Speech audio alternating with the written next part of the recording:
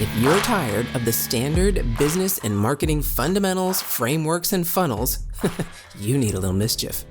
Get ready to turn up the volume on the CEO Mischief Maker podcast, where you access conversations with seasoned business owners who have smashed through mindset barriers, innovated the standard boring business and marketing playbooks, and executed future-paced strategies with bleeding-edge tools and tactics to micro-fail their way into massive success and growth.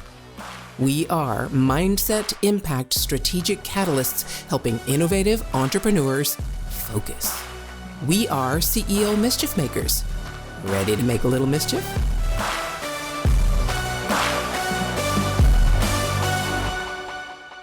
All right, welcome to the conversation, CEO Mischief Makers, because we are going to make some mischief today. This is one of my favorite people to talk to in the world. I'm telling you, I can't wait to introduce him to you, Justus Murimi. Welcome to the conversation, sir. Hey, thank you so much. I'm glad to be here. Yeah, so I'm really glad you're here. If people in the audience don't know, if you guys, you're amazing mischief makers, have never created a podcast before, one of the most amazing things you get to do, and really the main reason we do this, is to be able to talk to the people we admire. It really allows you to talk to those people and we just one-on-one have a conversation. And I'm telling you, nothing compares in this world than talking to the people you admire and getting incredible bits of wisdom. And I call them rocket boosters. It's like rocket fuel for me. So, Justus, just in case there are people in the audience who don't know who you are, give them a little idea of what you do. Yeah, so I always start, I have a YouTube channel and I always started off with, I'm a former pastor, current life coach who helps leaders and entrepreneurs figure out what's next, especially when they're wondering what now. And so that's what I do. A lot of people come to me and they're kind of in this position where they're going, what's next in life? I've achieved a certain thing or I feel stuck and they're asking, what now? And so we figure out what's next. And so married, wife's name is Stephanie. I got 3 kids, 8, 6, and 2, Daniel, Ezekiel, and Moses. We didn't realize how Old Testament those names were until somebody said that. And I was like, yeah, you know what? You're right. Those are pretty epic names. We just thought they were pretty cool. And we've been married coming up on 10 years in July and live here in the Austin area, Round Rock specifically, here in Texas, and absolutely love what I get to do and love my amazing family and city. Yeah, so we've got to kind of dive in a little bit because I've heard your story about how you actually even got married, right? The whole story around you actually getting married. And I don't know if you want to talk about that, but I really, you mentioned that you get to help people figure out what's next by looking at what's now. I love that. So that's all mindset. So many of us have, there are lots of coaches, lots of people out there who will help you get started, right? Yeah. Getting started is a real difficult hurdle, right? But once you start, you at least have some momentum, you start going. The difficulty is to not let that momentum stop and to actually keep it going and get it going faster and get it going in the direction you want to go and all that. That's really tough stuff. Yeah. It's much harder than just getting started because at least you have that passion or whatever it is, that impetus that made you start. To make it keep going is really tough. So talk about that a little bit. How did you do that? How did you keep going and how do you help people keep going? Yeah, for a lot of people, they kind of get into this place where they've reached the limits that they know. And so if you're just starting out, you kind of get the hustle and you got the excitement, like you're sharing of like, let's go. And either you get super successful and you're like, is this it? Or you get to a point where you're going, man, you're looking around and everyone's passing you by and you're going, what am I doing wrong? Or you're at this point where you've plateaued, your business is plateaued. And sometimes it's because your team can no longer perform at the level that they need to, or because you've had your head down so much that you've stopped learning. And so it really is dependent on each person. I've kind of seen it all. I've got a client that says, nobody helps you quit better than Justus. And he goes, if there's ever someone that needs to quit their job or quit their business, I know a guy to send them, and it's Justus. And it's because sometimes it's the next thing is the best thing. Sometimes the grass is greener somewhere else. And sometimes, you've done all you needed to do for a certain thing and it's time to move on. And I've been in that situation. I was a pastor, and I would have told everybody that I was going to be a pastor for the rest of my life, that this is what I was going to do. And then, through circumstances and through what I believe God calling me to do something else, I had to go. And it felt like I was letting people down. It felt like I was failing, but I was stepping into something new. And so for some people, it's stepping into the new and giving them the courage that, hey, everything, all the skills you've acquired, they transfer over. It's just a new industry or a new place. And then for some people, it is, hey, and if you're in any of my groups, and MJ was, it's, hey, comparison is the thief of joy. You're on your own journey. And you just need to keep going. And it's more of a quit looking around and just keep going. You're on your own course. You're doing it at your own pace. What works for you works for you.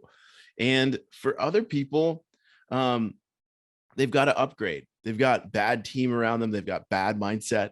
And so, yeah, they're not getting anywhere because they've got the wrong people on their team. And sometimes we hold on to those people because they've been with us from the beginning.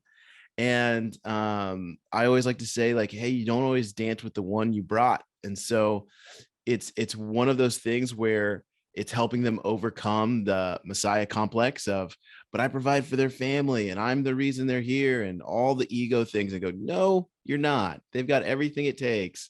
You need to let them go. They might not have done anything wrong. They just might not be the right fit for you right now as the business has gone.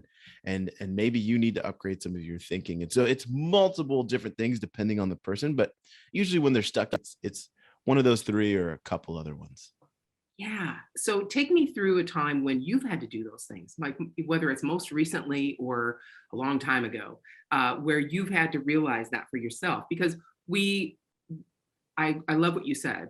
We only, and you didn't say it exactly like this, but the way I interpret it is, we only know what we know. We can only get to the level of our current knowledge. And in order to get to that next level, we have to have an input of something to help us go to that next level. So, and I've been in every single one of the things you just outlined, every freaking one, where I had to just completely switch, where I had to say goodbye to people, where I had to upgrade, all of it. And I'm telling you right now, anybody listening, if you think that all you have to do is handle this next little thing and then the world is going to open up and be just angels singing, I'm sorry to burst your bubble, but that ain't gonna happen.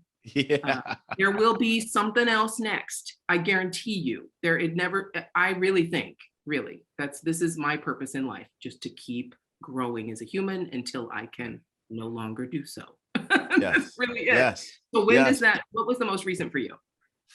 I'd say it's been throughout my life. I'd say the most recent would be, going into full-time coaching, which was scary for me. But the signs just kept showing up. And at first you're avoiding them. And so the context to this is, when I was a pastor, I knew there was times towards the end where I wanted to quit, but I knew that I was trying to escape a hard thing.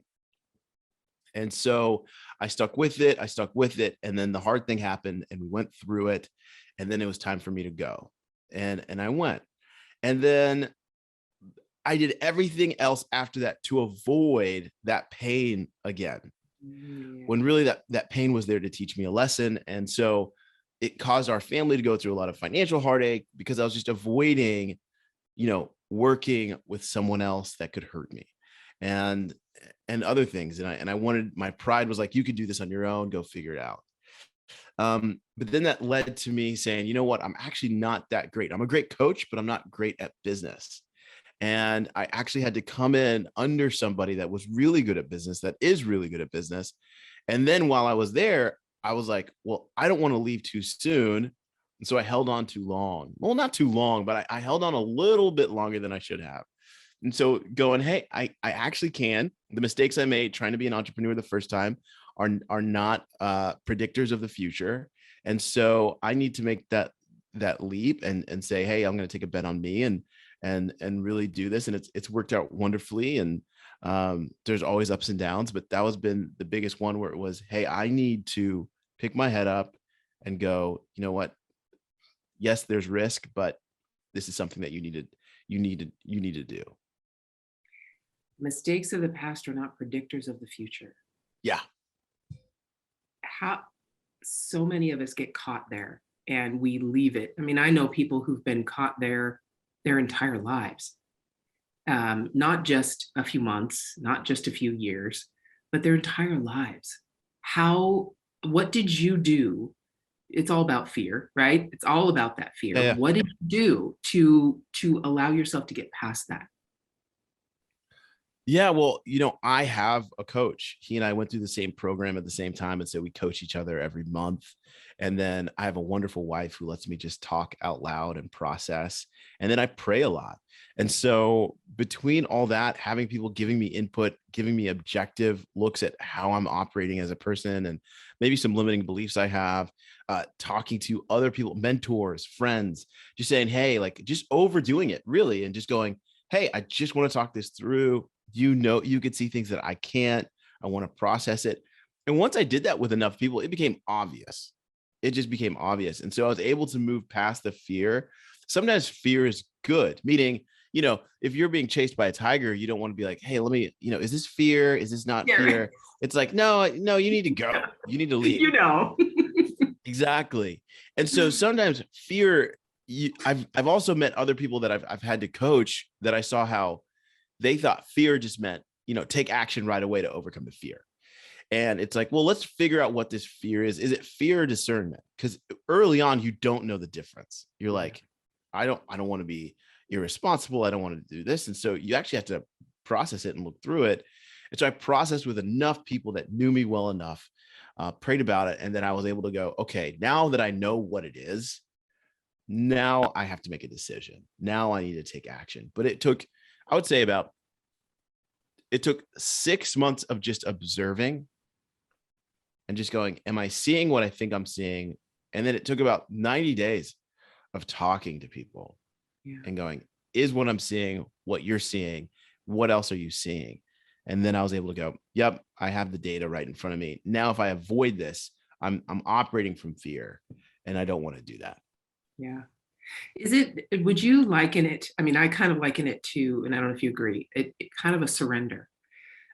You really do have to surrender to it rather than distracting from it, fighting it, wallowing in it. I mean, all that. It really is. I feel it's like a surrender, and just surrender whatever that feeling is. Surrender to it, and then it kind of presents itself, kind of opens itself. And like you say, the more you talk about it, the more you can process, and people can, who you trust can give you that feedback.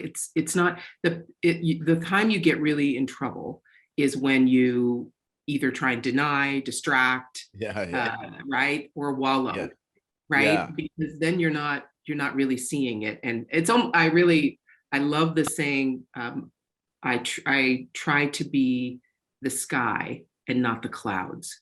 That's the way I think of it. Because that feeling is the clouds, and they're going to pass by. But the more I can just see the sky and observe the clouds, the better I'll be. No, that's great. I think for fear is just, it's the unknown, and it's sometimes our imagination of what could happen, like in the future. And so I always just like to figure out what is it actually. And sometimes what looks like a wolf is just a tick. And so I need to know what it actually is. Like, what is the thing that we're actually facing? And that's why a lot of people get stuck, is because they don't know what it is. And when you don't know what it is just this mist. It is just this fog. It is just this thing. And you're going, I can't see my way through it. I don't know what it is. And so when you could finally just go, oh, this is what it is. Okay, now I see what it is. Now I can make a decision. And so I do agree. It's just like, address it, see what it is. What is it actually? And then you can make some decisions about it. And I'll tell you, everyone listening, Justus and I think are here to just give you permission. It's okay. Yeah. You can do it. You can process it. I don't know of anyone who's died of those thoughts unless they let them overwhelm them. Right. Yes. Just the thoughts themselves are not going to harm you unless you choose that. Yes, 100%. Yeah. So what's the next mindset hurdle you are facing?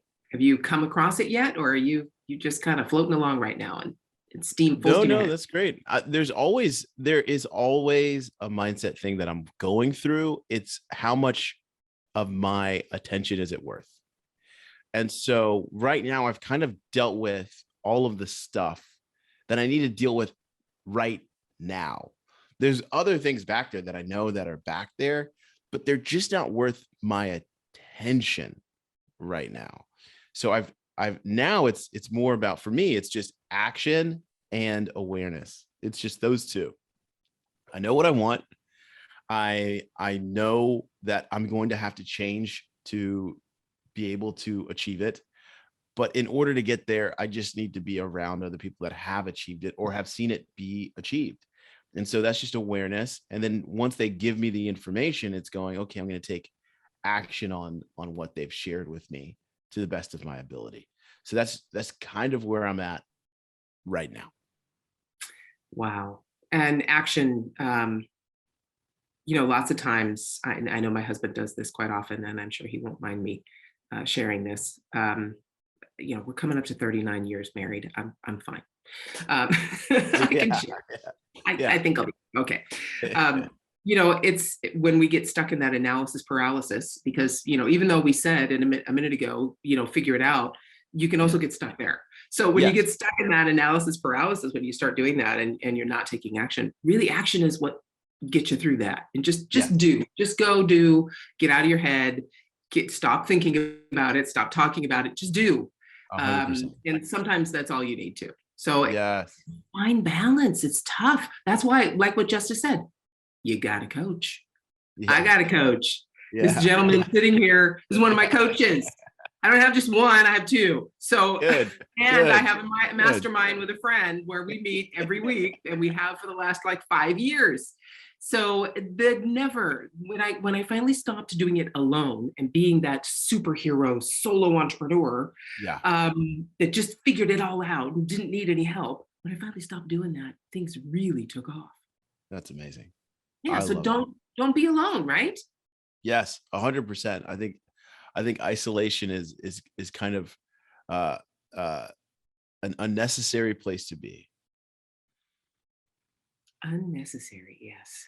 So if you haven't figured out so far, there's probably about 20 different little nuggets that you could pick out of what Justus has just talked about. And if you just focus on one of them, you will make forward progress. But mindset, I heard in a conference, heard someone say recently, mindset isn't everything, but it affects everything. Yeah. And what on a scale of the things that can affect your business, what would you say mindset? Where does mindset fit in the scale of the things that can affect your business? Is it in the top? Is it in the bottom, middle? Is it what? Yeah, I would say it isn't it isn't. You have to see it as the glasses you put on it. And so there are people who have focused zero attention on mindset and built amazing businesses. And there are people that have focused purely on mindset and drowned businesses.